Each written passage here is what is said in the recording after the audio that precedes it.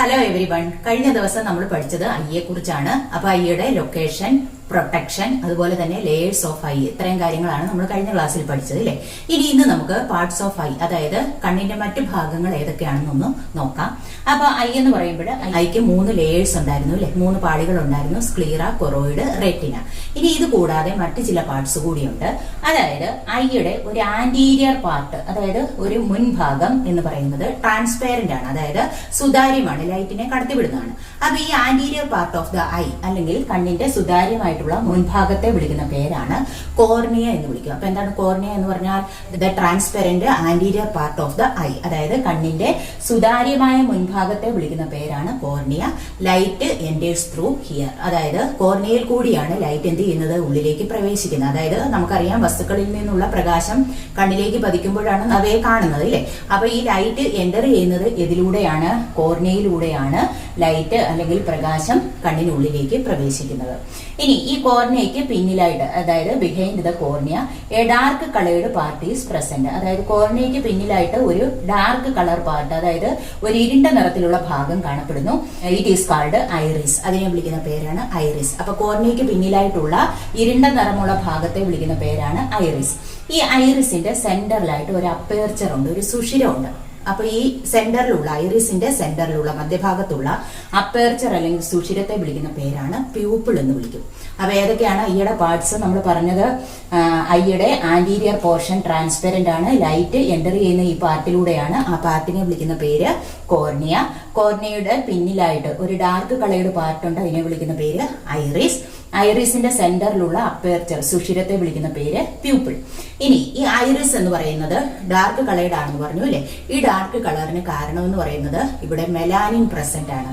എന്താണ് മെലാനിൻ എന്ന് പറഞ്ഞു കഴിഞ്ഞാൽ? നമ്മൾ നേരത്തെ പഠിച്ചിട്ടുള്ളതാണ്, സ്കിന്നിനൊക്കെ കളർ നൽകുന്ന പിഗ്മെന്റ് ആണ് ഏതെന്ന് പറയുന്നത് മെലാനിൻ. അപ്പൊ ഈ മെലാനിൻ എന്ന് പറയുന്നത് ഇവിടെ കാണപ്പെടുന്നു, ഐറിസിൽ കാണപ്പെടുന്നു. അതുകൊണ്ടാണ് ഐറിസിന് ഏത് കളർ വന്നിരിക്കുന്നത്? ഡാർക്ക് കളർ വന്നിരിക്കുന്നത്. അൾട്രാ വയലറ്റ് റേസ് അല്ലെങ്കിൽ അൾട്രാ വയലറ്റ് വികിരണങ്ങൾ അബ്സോർബ് ചെയ്യാനായിട്ട് എന്ത് സഹായിക്കുന്നുണ്ട്? ഈ ഐറിസ് സഹായിക്കുന്നുണ്ട്. അതുപോലെ തന്നെ ഐറിസിൽ 2 ടൈപ്പിലുള്ള മസിൽസ് ഉണ്ട്. അപ്പൊ ഈ ഐറിസിനകത്തിൽ 2 തരത്തിലുള്ള പേശികളുണ്ട്. ഇതെന്ന് പറയുന്നത് ഈ പ്യൂപ്പിളിന്റെ സൈസ് കൂട്ടാനും കുറയ്ക്കാനുമായിട്ട് സഹായിക്കുന്നു. അതായത് നമ്മളുടെ കണ്ണിലേക്ക് പ്രകാശം പതിക്കുമ്പോൾ ആ പ്രകാശം എന്ന് പറയുന്നത് എപ്പോഴും ഒരേ ഇന്റൻസിറ്റി അല്ലെങ്കിൽ തീവ്രതയിലുള്ളതായിരിക്കില്ല. ചിലപ്പോഴെന്ന് പറയുന്നത് പ്രകാശത്തിന്റെ ഇന്റൻസിറ്റി അല്ലെങ്കിൽ തീവ്രത കുറവായിരിക്കും, അല്ലെങ്കിൽ ഡിം ലൈറ്റ് ആയിരിക്കും. ചിലപ്പോഴെന്ന് പറയുന്നത് ഇന്റൻസിറ്റി കൂടുതലായിരിക്കും, തീവ്ര പ്രകാശമായിരിക്കും അല്ലെ. അപ്പൊ ഇങ്ങനെ ലൈറ്റിന്റെ ഇന്റൻസിറ്റിക്ക് അനുസരിച്ചിട്ട് നമ്മളുടെ പ്യൂപ്പിളിന്റെ സൈസ് കൂട്ടാനും കുറയ്ക്കാനും സഹായിക്കുന്ന ഐറിസിലുള്ള 2 ടൈപ്പിലുള്ള മസിൽസ് ആണ്. അപ്പൊ ഇങ്ങനെ ലൈറ്റിന്റെ എമൗണ്ട് അല്ലെങ്കിൽ പ്രകാശത്തിന്റെ അളവ് ക്രമീകരിക്കാൻ സഹായിക്കുന്ന പാർട്ടാണ് ഏതെന്ന് പറയുന്നത് ഐറിസ്. അപ്പൊ ഐറിസിന്റെ സഹായത്തോടു കൂടി, ഐറിസിലുള്ള 2 മസിൽസിന്റെ സഹായത്തോടു കൂടിയാണ് പ്യൂപ്പിളിന്റെ സൈസ് കൂടുകയും കുറയുകയും ചെയ്യുന്നത്. അതിന് സഹായിക്കുന്ന ഐറിസിലുള്ള 2 തരത്തിലുള്ള മസിൽസ് ആണ്. അപ്പൊ ആ മസിൽസ് ഏതൊക്കെയാണെന്നൊക്കെ ഉള്ളത് നമ്മൾ ഇനി പഠിക്കും. കോർണിയയ്ക്ക് പിന്നിലായിട്ട് എന്ത് കാണപ്പെടുന്നു? ലെൻസ് കാണപ്പെടുന്നു. ലെൻസ് എന്ന് പറയുന്നത് ഏത് ലെൻസ് ആണ്? കോൺവെക്സ് ലെൻസ് ആണ്. അപ്പൊ ഈ കോൺവെക്സ് ലെൻസിലേക്കായിരിക്കും ലൈറ്റ് പതിക്കുന്നത് അല്ലെ. അപ്പൊ ഈ ലൈറ്റിന് അനുസരിച്ചിട്ട് ഒരു റെറ്റിനയില് ഒരു ഇമേജ് ഫോം ചെയ്യാൻ സഹായിക്കുന്ന ലെൻസ് ആണ് ഏതെന്ന് പറയുന്നത് കോൺവെക്സ് ലെൻസ്. അപ്പൊ ഈ കോൺവെക്സ് ലെൻസിന്റെ സഹായത്തോടു കൂടി എവിടെ? റെറ്റിനയിൽ. റെറ്റിന എന്ന് പറയുമ്പോൾ നമ്മൾ നേരത്തെ പഠിച്ചാണ് ഇമേജ് ഫോർമേഷൻ നടക്കുന്നു എന്നില്ലേ. അപ്പൊ ഈ കോൺവെക്സ് ലെൻസിന്റെ സഹായത്തോടു കൂടി റെറ്റിനയിൽ ഒരു ഇമേജ് ഫോം ചെയ്യുന്നു. ആ ഇമേജ് എന്ന് പറയുന്നത് സ്മോൾ, ചെറുതായിരിക്കും, ഇൻവേർട്ടഡ്, അതായത് തലകീഴായതായിരിക്കും, അതുപോലെ തന്നെ റിയൽ, യഥാർത്ഥവും ആയിരിക്കും. അപ്പൊ ഇങ്ങനെ കോൺവെക്സ് ലെൻസിന്റെ സഹായത്തോടു കൂടിയാണ് റെറ്റിനയിൽ ഇമേജ് ഫോർമേഷൻ നടക്കുന്നത്. അപ്പൊ ആ രൂപപ്പെടുന്ന പ്രതിബിംബം എന്ന് പറയുന്നത് എങ്ങനെയായിരിക്കും? സ്മോൾ, ചെറുതായിരിക്കും, റിയൽ, യഥാർത്ഥമായിരിക്കും, അതുപോലെ തന്നെ ഇൻവേർട്ടഡ്, തലകീഴായത് ആയിരിക്കും. അപ്പൊ അങ്ങനെയുള്ള ഒരു ഇമേജ് ഫോം ചെയ്യാൻ സഹായിക്കുന്ന ലെൻസ് ആണ് ഏതെന്ന് പറയുന്നത് കോൺവെക്സ് ലെൻസ്. ഈ കോൺവെക്സ് ലെൻസ് എന്ന് പറയുന്നത് ചേർന്നിരിക്കുന്ന മസിലിന്റെ പേരാണ് സീലിയറി മസിൽ. അതായത് ഈ കോൺവെക്സ് ലെൻസ് സീലിയറി മസിൽസുമായിട്ട് ചേർന്നിരിക്കുന്നത് ലിഗമെന്റ്സ് അല്ലെങ്കിൽ സ്നായുക്കളുടെ സഹായത്തോടു കൂടിയാണ്. അപ്പൊ ലിഗമെന്റ്സ് എന്തുവാണെന്നൊക്കെ നേരത്തെ പഠിച്ചിട്ടുണ്ട്. അപ്പൊ ലിഗമെന്റ്സ് അല്ലെങ്കിൽ സ്നായുക്കളുടെ സഹായത്തോടു കൂടിയാണ് ലെൻസ് എവിടെ അറ്റാച്ച് ചെയ്തിരിക്കുന്നത്? സീലിയറി മസിൽസിൽ. ഈ സീലിയറി മസിൽസ് ആണ് ലെൻസിന്റെ കർവേച്ചർ അഡ്ജസ്റ്റ് ചെയ്യാനായിട്ട് സഹായിക്കുന്നു. എന്താണ് ഈ കർവേച്ചർ എന്ന് പറഞ്ഞു കഴിഞ്ഞാൽ? അതായത് ലെൻസിന്റെ വക്രത കൂടുകയും കുറയുകയും ചെയ്യും. നമുക്കറിയാം, നമ്മൾ വസ്തുക്കളെ കാണുന്നത് എല്ലാ അടുത്തുള്ള വസ്തുക്കളെയും ഒന്നുമല്ല കാണുന്നത്. അപ്പൊ നമ്മൾ അടുത്തുള്ള വസ്തുക്കളെയും കാണുന്നുണ്ട്, അകലെയുള്ള വസ്തുക്കളെയും കാണുന്നുണ്ട്. അപ്പൊ അങ്ങനെ ഈ ഡിസ്റ്റൻസിനനുസരിച്ചിട്ട് ലെൻസിന്റെ കർവേച്ചർ അല്ലെങ്കിൽ വക്രത എന്ത് ചെയ്യണം? കൂടുകയും കുറയുകയും ചെയ്യണം. അപ്പൊ ഇങ്ങനെ ലെൻസിന്റെ കർവേച്ചർ അല്ലെങ്കിൽ വക്രത കൂട്ടാനും കുറയ്ക്കാനും സഹായിക്കുന്ന മസിൽസ് ആണ് ഏതെന്ന് പറയുന്നത് സീലിയറി മസിൽസ്. അപ്പൊ ഈ സീലിയറി മസിൽസിനെയും ലെൻസിനെയും തമ്മിൽ ബന്ധിപ്പിക്കുന്ന ഭാഗമാണ് ഏതെന്ന് പറയുന്നത് ലിഗമെന്റ്സ് അല്ലെങ്കിൽ സ്നായുക്കൾ. ദെൻ അടുത്തതെന്ന് പറയുന്നത് റെറ്റിനയാണ്. റെറ്റിന നമുക്കറിയാം ഏറ്റവും ഇന്നർ മോസ്റ്റ്, അതായത് ഐയുടെ ഇന്നർ ലെയർ ആണ് ഏതെന്ന് പറയുന്നത് റെറ്റിന അല്ലെങ്കിൽ ദൃഷ്ടിപടലം. അവിടെ എന്തുണ്ട്? ഫോട്ടോ റിസപ്റ്റേഴ്സ് അല്ലെങ്കിൽ പ്രകാശഗ്രാഹികളുണ്ട് അല്ലെ. അപ്പൊ ഈ ഫോട്ടോ റിസപ്റ്റേഴ്സ് എന്ന് പറയുന്നത് ഈ റെറ്റിനയുടെ മിഡിൽ പാർട്ടിൽ, അതായത് ഒരു മധ്യഭാഗത്ത് ഫോട്ടോ റിസപ്റ്റേഴ്സിന്റെ അളവ് കൂടുതലായിരിക്കും. അപ്പൊ ഈ ഫോട്ടോ റിസപ്റ്റേഴ്സ് അല്ലെങ്കിൽ പ്രകാശഗ്രാഹികൾ രണ്ടു തരത്തിലാണുള്ളത്. അതിനെക്കുറിച്ചൊക്കെ നമ്മൾ പഠിക്കും, rod cells and cone cells. അപ്പൊ ഇതിനകത്തില് റെറ്റിനയുടെ മിഡിൽ പാർട്ടില് ഫോട്ടോ റിസപ്റ്റേഴ്സ് കൂടുതലായിട്ട് കാണപ്പെടുമെന്ന് പറഞ്ഞു. അതിൽ തന്നെ കോൺ സെൽസ് ആണ് കൂടുതലായിട്ട് കാണപ്പെടുന്നത്. ഈ പാർട്ടിനെ വിളിക്കുന്ന പേരാണ് യെല്ലോ സ്പോട്ട് അല്ലെങ്കിൽ മാക്കുല, പീതബിന്ദു എന്ന് പറയും. അപ്പൊ ഇവിടെ വിഷൻ എന്ന് പറയുന്നത് മാക്സിമം ആയിരിക്കും അല്ലെ, അതായത് കാഴ്ചാശേഷി കൂടുതലുള്ള പാർട്ട് എന്ന് പറയുന്നത് ഏതാണ്? യെല്ലോ സ്പോട്ട് ആണ്. കാരണം എന്താണ്? അവിടെയാണ് ഫോട്ടോ റിസപ്റ്റേഴ്സ് അല്ലെങ്കിൽ കോൺ സെൽസ് കൂടുതലായിട്ട് കാണപ്പെടുന്നത്. അപ്പം റെറ്റിനയുടെ മിഡിൽ പാർട്ടില് ഫോട്ടോ റിസപ്റ്റേഴ്സ് അല്ലെങ്കിൽ കോൺ സെൽസ് കൂടുതലായിട്ട് കാണപ്പെടുന്ന ഭാഗത്തെ വിളിക്കുന്ന പേരാണ് യെല്ലോ സ്പോട്ട് അല്ലെങ്കിൽ മാക്കുല, പീതബിന്ദു എന്നറിയപ്പെടുന്നു. വിഷൻ പോസിബിൾ ആണ് അല്ലെ, അതായത് കാഴ്ച സാധ്യമാകുന്ന റീജിയൻ ആണ് ഇത്. ഇനി റെറ്റിനയില് ഫോട്ടോ റിസപ്റ്റേഴ്സ് ആബ്സെന്റ് ആയിട്ടുള്ള ഒരു റീജിയൻ ഉണ്ട്, അതായത് ഫോട്ടോ റിസപ്റ്റേഴ്സ് ഒട്ടും തന്നെ കാണാത്ത ഒരു ഭാഗമുണ്ട്.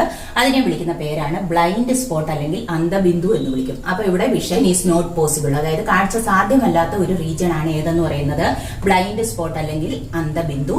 കാരണം എന്താണ്? അവിടെ ഫോട്ടോ റിസപ്റ്റേഴ്സ് ആർ ആബ്സെന്റ്. അപ്പൊ ഫോട്ടോ റിസപ്റ്റേഴ്സ് അല്ലെങ്കിൽ കോൺ സെൽസ് കൂടുതലുള്ളത് റീജിയൻ ഏതാണ്? യെല്ലോ സ്പോട്ട് ആണ് അല്ലെ, അവിടെ വിഷൻ പോസിബിൾ ആണ്. ദെൻ റെറ്റിനയില് ഫോട്ടോ റിസപ്റ്റേഴ്സ് ആബ്സെന്റ് ആയിട്ടുള്ള അല്ലെങ്കിൽ പ്രകാശഗ്രാഹികൾ ഇല്ലാത്ത ഭാഗമുണ്ട്. അവിടെ വിഷൻ എന്ന് പറയുന്നത് സാധ്യമല്ല, കാഴ്ച സാധ്യമല്ല. ആ റീജിയനെ വിളിക്കുന്ന പേരാണ് ബ്ലൈൻഡ് സ്പോട്ട് അല്ലെങ്കിൽ അന്ധബിന്ദു. ആ ബ്ലൈൻഡ് സ്പോട്ടിൽ നിന്നുമാണ് ഒപ്റ്റിക് നെർവ് എറൈസ് ചെയ്യുന്നത് അല്ലെങ്കിൽ ഒപ്റ്റിക് നെർവ് സ്റ്റാർട്ട് ചെയ്യുന്നത്. ഒപ്റ്റിക് നെർവ് അല്ലെങ്കിൽ നേത്രനാടി ആരംഭിക്കുന്ന പാർട്ടാണ് ഏതെന്ന് പറയുന്നത് ബ്ലൈൻഡ് സ്പോട്ട്. എന്തായിരിക്കും ഒപ്റ്റിക് നെർവ് അല്ലെങ്കിൽ നേത്രനാടിയുടെ ഫംഗ്ഷൻ? കണ്ണിൽ നിന്ന് ഇമ്പൾസസ് അല്ലെങ്കിൽ മെസ്സേജസിനെ എവിടേക്ക് എത്തിക്കണം? ബ്രെയിനിലേക്ക് എത്തിക്കണം അല്ലെ. അപ്പൊ അതിനെ സഹായിക്കുന്ന നെർവാണ് ഏതെന്ന് പറയുന്നത് ഒപ്റ്റിക് നെർവ് അല്ലെങ്കിൽ നേത്രനാടി. ഇത് എവിടെ നിന്നാണ് സ്റ്റാർട്ട് ചെയ്യുന്നത്? ബ്ലൈൻഡ് സ്പോട്ട് അല്ലെങ്കിൽ അന്ധബിന്ദുവിൽ നിന്നുമാണ്. Carrying impulses from eyes to brain, അതായത് കണ്ണുകളിൽ നിന്നും ബ്രെയിനിലേക്ക് ഇമ്പൾസസ് അല്ലെങ്കിൽ ആവേഗങ്ങളെ കൊണ്ടുപോകുന്ന നാഡിയാണ് ഏതെന്ന് പറയുന്നത് ഒപ്റ്റിക് നെർവ് അല്ലെങ്കിൽ നേത്രനാടി. അപ്പൊ ഏതൊക്കെയാണ് നമ്മളിപ്പോ ഐയുടെ പാർട്സ് പറഞ്ഞത്? ഐയുടെ ആന്റീരിയർ ട്രാൻസ്പെറന്റ് റീജിയൻ കോർണിയ, അതിൽ കൂടിയാണ് ലൈറ്റ് എൻറ്റർ ചെയ്യുന്നത്. അതിന്റെ പിന്നിലായിട്ടുള്ള ഡാർക്ക് കളേർഡ് പാർട്ട് ഐറിസ്, ഐറിസിന്റെ സെന്ററിലുള്ള അപ്പേർച്ചർ പ്യൂപ്പിൾ. ലൈറ്റിന്റെ ഇന്റൻസിറ്റി അനുസരിച്ച് പ്യൂപ്പിളിന്റെ സൈസ് കൂടുകയും കുറയുകയും ചെയ്യുന്നു. അതിന് സഹായിക്കുന്നത് ഐറിസിലുള്ള മസിൽസ് ആണ്.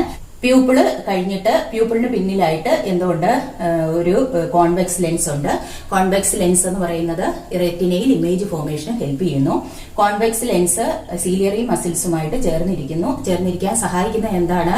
ലിഗമെന്റ്സ് അല്ലെങ്കിൽ സ്നായുക്കളാണ്. സീലിയറി മസിൽസ് ഡിസ്റ്റൻസ് അനുസരിച്ച് ലെൻസിന്റെ കർവേച്ചർ കൂട്ടാനും കുറയ്ക്കാനും സഹായിക്കുന്നു. ഇനി റെറ്റിനയിലാണ് ഫോട്ടോ റിസപ്റ്റേഴ്സ് ഉള്ളത്, അവിടെയാണ് ഇമേജ് ഫോർമേഷൻ നടക്കുന്നത്. റെറ്റിനയുടെ മിഡിൽ പാർട്ടിലായിട്ട് ഫോട്ടോ റിസപ്റ്റേഴ്സ് അല്ലെങ്കിൽ കോൺ സെൽസ് കൂടുതലായിട്ട് കാണപ്പെടുന്നു. ആ റീജിയനെ വിളിക്കുന്ന പേര് യെല്ലോ സ്പോട്ട് അല്ലെങ്കിൽ പീതബിന്ദു എന്ന് വിളിക്കും. അവിടെ വിഷൻ പോസിബിൾ ആണ്, കാഴ്ച സാധ്യമാണ്. ഇനിയും റെറ്റിനയിൽ ഫോട്ടോ റിസപ്റ്റേഴ്സ് ആബ്സെന്റ് ആയിട്ടുള്ള റീജിയൻ ഉണ്ട്, അതിനെ വിളിക്കുന്ന പേര് ബ്ലൈൻഡ് സ്പോട്ട് അല്ലെങ്കിൽ അന്ധബിന്ദു. അവിടെ വിഷൻ പോസിബിൾ അല്ല ഇല്ലേ, കാഴ്ച സാധ്യമല്ല. അവിടെ നിന്നുമാണ് ഒപ്റ്റിക് നെർവ് അല്ലെങ്കിൽ നേത്രനാടി ആരംഭിക്കുന്നത്. ഒപ്റ്റിക് നെർവ് ഇമ്പൾസസിനെ ഐസിൽ നിന്നും കണ്ണുകളിൽ നിന്നും ബ്രെയിനിലേക്ക് എത്തിക്കുന്നു. ഇനി ഇത് കൂടാതെ കണ്ണിനകത്തില് രണ്ട് ചേമ്പേഴ്സ്, രണ്ട് അറകളുണ്ട്. ആ അറകളിൽ രണ്ട് ഫ്ലൂയിഡും ഉണ്ട്. അത് ഏതൊക്കെയാണെന്ന് നമുക്കൊന്ന് നോക്കാം. അതായത് ഈ കോർണിയയ്ക്കും ലെൻസിനും ഇടയ്ക്ക് ഒരു സ്പേസ്, ഒരു സ്ഥലമുണ്ട് ഇല്ലേ. ആ സ്ഥലം അല്ലെങ്കിൽ ആ ചേമ്പർ, അറയെ വിളിക്കുന്ന പേരാണ് അക്വസ് ചേമ്പർ അല്ലെങ്കിൽ അക്വസ് അറ എന്ന് വിളിക്കും. അതായത് the chamber lies between cornea and lens is called aqueous chamber അല്ലെങ്കിൽ അക്വസ് അറ. അവിടെ ഒരു വാട്ടറി ഫ്ലൂയിഡ്, അതായത് വെള്ളം പോലെ ഇരിക്കുന്ന ഒരു ദ്രാവകം അവിടെയുണ്ട്. അതിനെ വിളിക്കുന്ന പേരാണ് അക്വസ് ഹ്യൂമർ അല്ലെങ്കിൽ അക്വസ് ദ്രവം.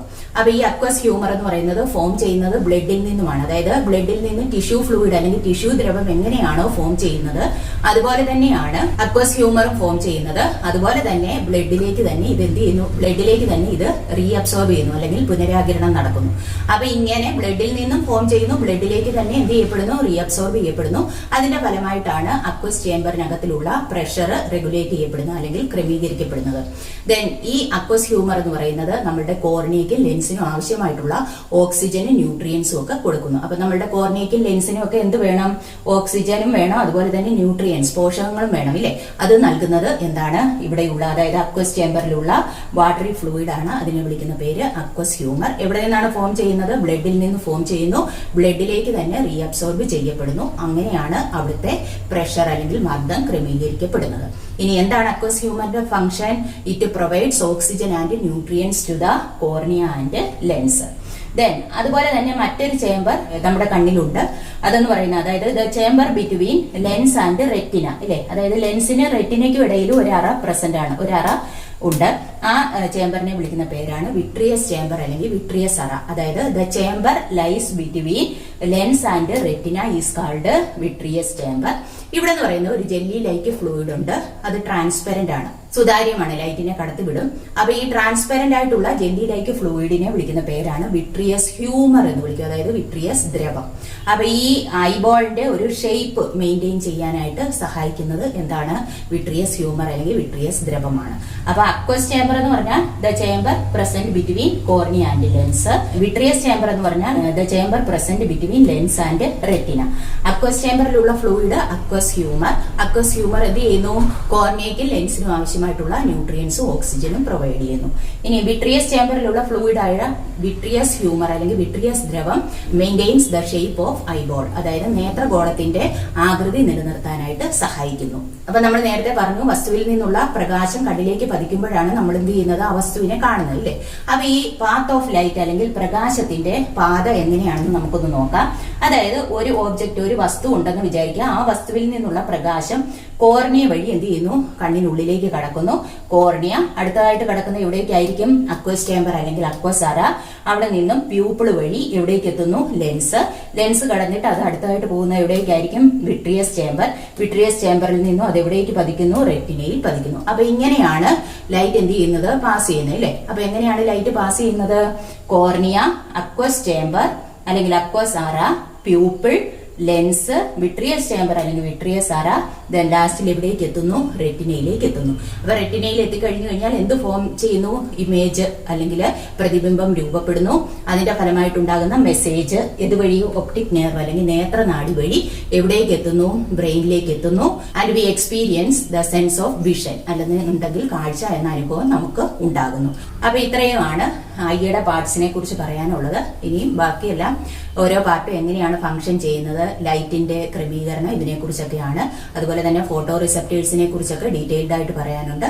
അതിനെക്കുറിച്ചൊക്കെ നമുക്കിനി അടുത്ത ക്ലാസ്സിൽ പഠിക്കാം. ഇന്ന് പറഞ്ഞ കാര്യങ്ങൾ എല്ലാവർക്കും മനസ്സിലായി കാണുമെന്ന് പ്രതീക്ഷിക്കുന്നു. താങ്ക്